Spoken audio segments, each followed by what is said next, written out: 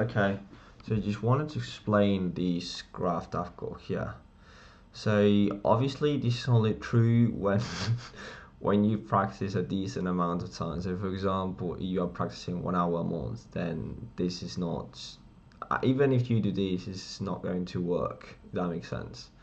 So at least you need to practice, let's say, 1 hour per day.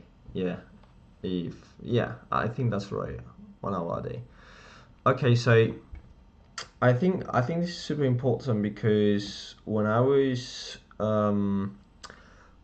like here in Spain before going to UK, I was reading lots of books in English because my degree is physics, and I was like reading lots of books in English.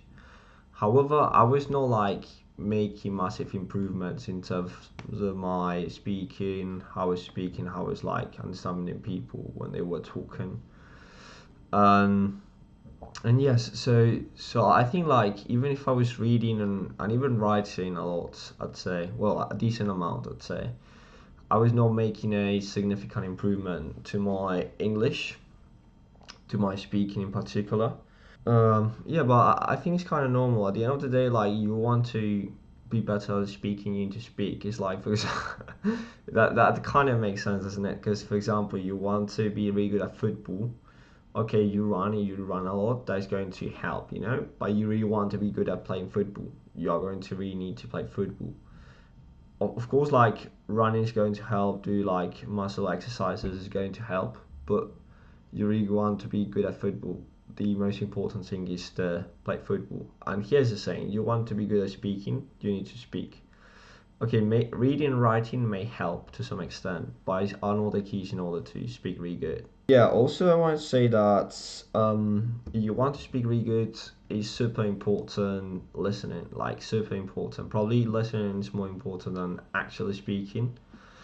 Because at the end of the day, like if you speak, you are not like getting new information, new data of how other people, native speakers speaks. But however, if you are like speaking, you are listening, sorry, then you have input of data of what expressions people use, what's the correct pronunciation, what kind of words are more adequate in a certain context. Um, all the expressions eventually come more natural because eventually are more internalized in your brain. So, so I think like listening is super important if you want to really get to a really high level in English. Indeed, like when I came from the UK, I started a YouTube channel and I got some videos. Maybe I show one video here. But I was not that fluent as right now because I was not like used to. I was not listening that much, so in my brain, the expressions, the words were not so internalized.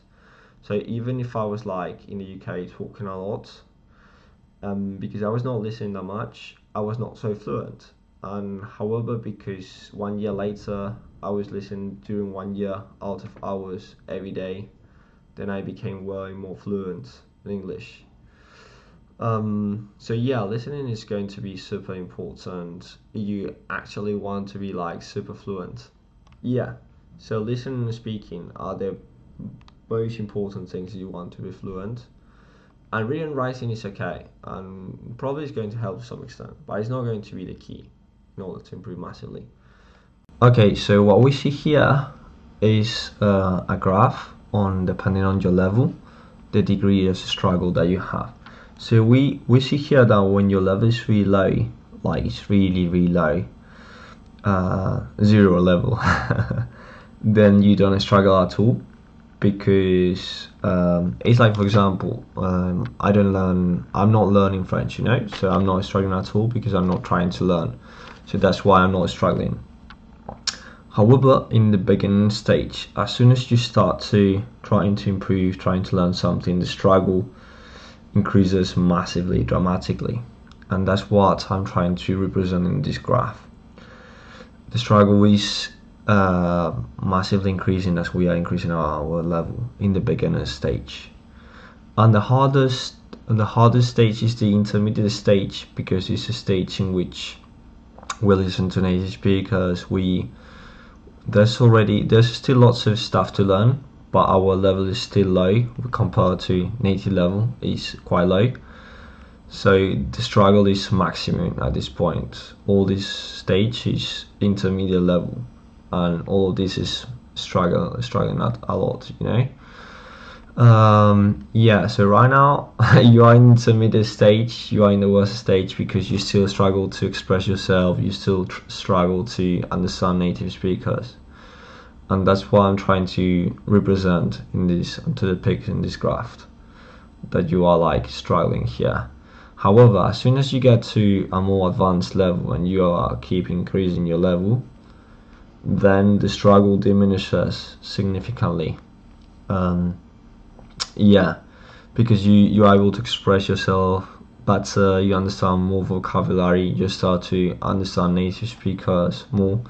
I mean, it's still also a struggle. We are still like at a really high level of struggle, but as we keep improving, keep learning new words, making better pronunciation, internalizing more the language in our brains, then the struggle keep diminishing and diminishing.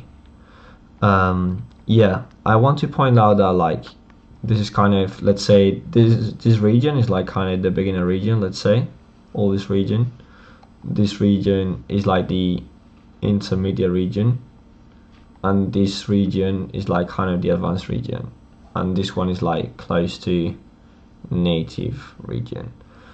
And in the advanced region, as you see like, even if you still have to struggle a lot, and you need to learn a lot of things, you still don't understand native speakers that well. So like the learning process is not over once you get to advanced level. However, it's way easier to understand it when you get to this advanced level. Yeah, and even if you are like, you know, at a really high level, you are still going to struggle. You are going to still need to learn new words. People occasionally are going to struggle to understand you, and that is what I'm trying to represent with this graph. Yeah, probably in my case I'm like around this point, you know, around this area. I'm really good.